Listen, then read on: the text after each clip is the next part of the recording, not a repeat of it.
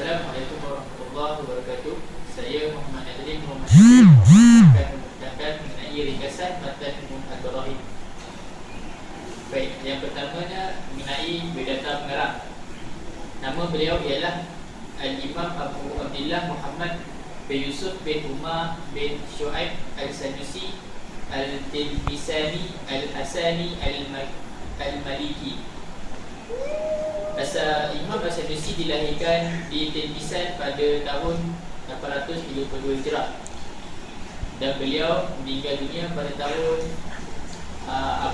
pada hari Ahad selepas asar 12 Jamadil Akhir pada tahun 865 Hijrah. Beliau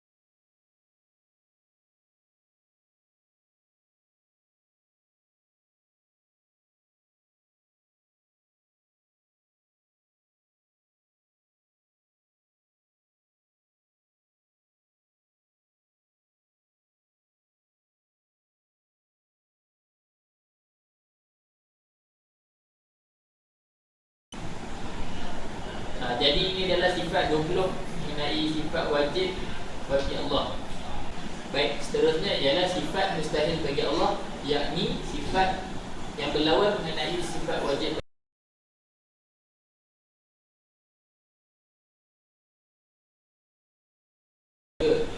Yang pertama ialah Adam, yang bermaksud tiada. Yang kedua Hudus, bermaksud baru. Yang ketiga Fana, bermaksud berubah-ubah. Yang keempat Umar Talatuhu,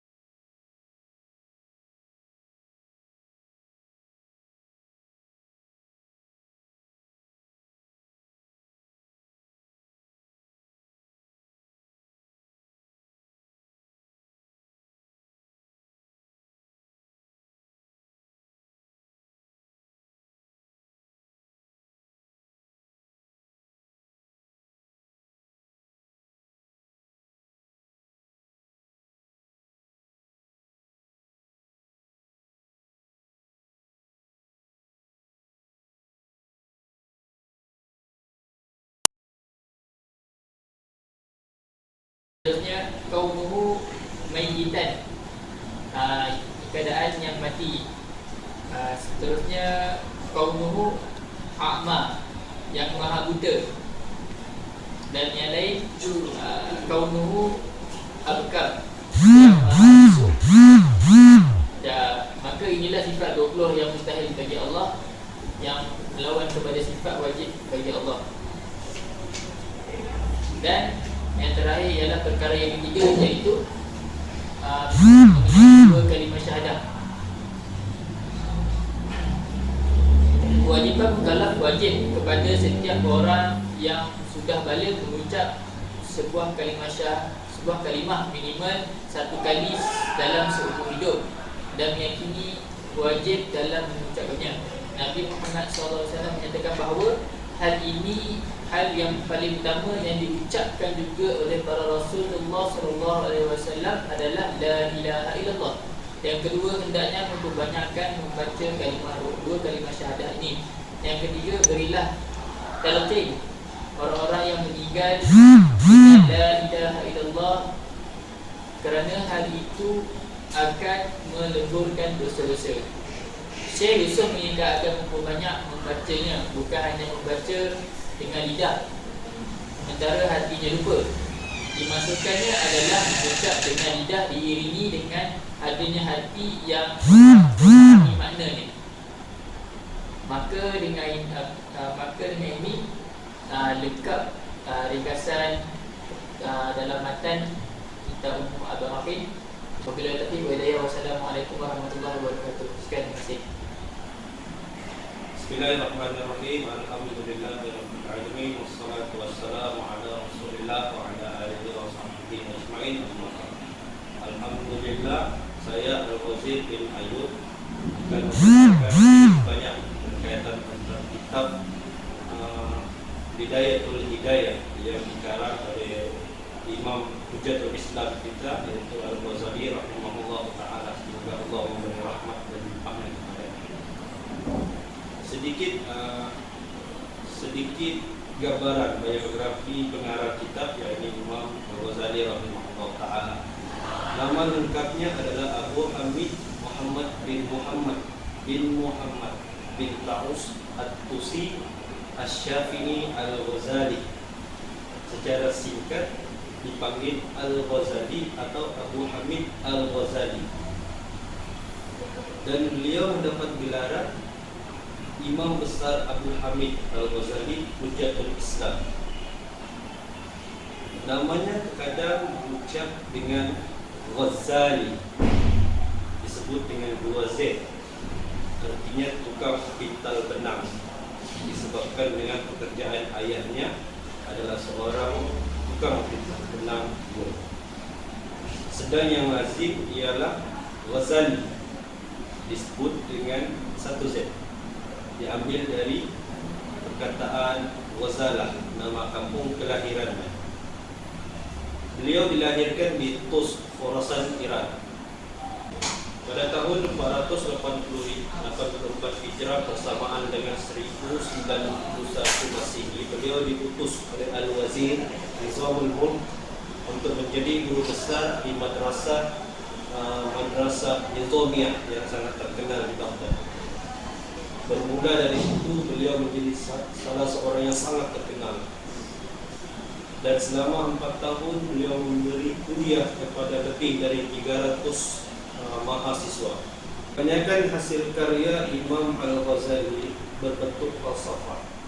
Oleh hal yang demikian, pengkaji barat menganggap Imam Al-Ghazali adalah seorang ahli falsafah.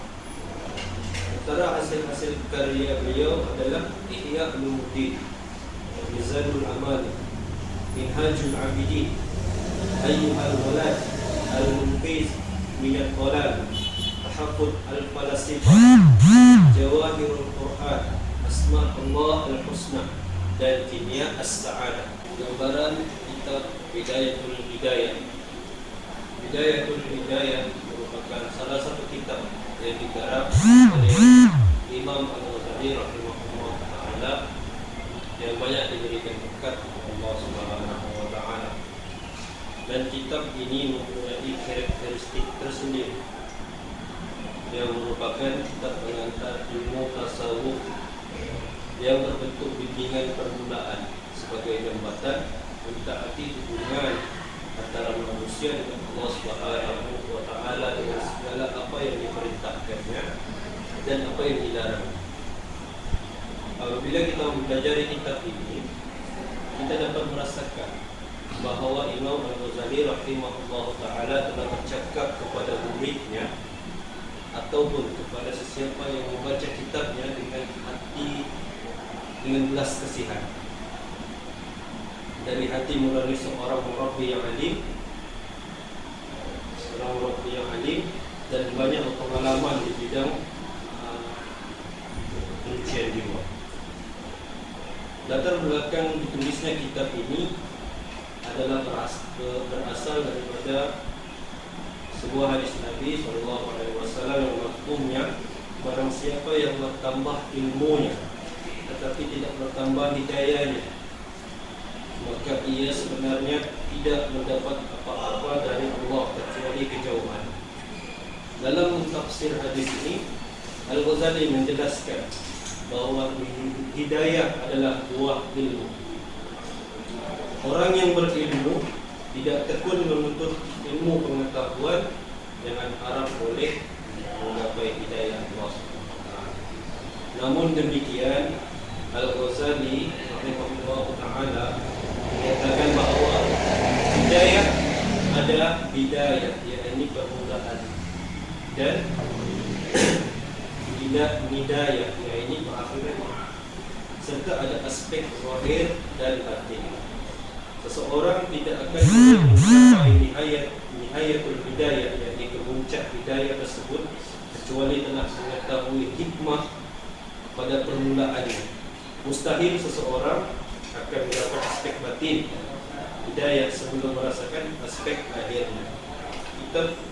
Kitab Bidayatul Hidayah ini tergolong daripada kitab yang berisi ilmu fiqh dan ilmu tasawuf yang ditulis pada sekitar abad ke-5 Hijrah, dan di dalamnya terbahagi kepada 3 bahagian, iaitu bahagian yang pertama iaitu al-qismul awal at-ta'an, dan yang kedua al-qawl bi ijtinabi al-ma'asi, iaitu cara-cara meninggalkan maksiat zahir, dan yang ketiga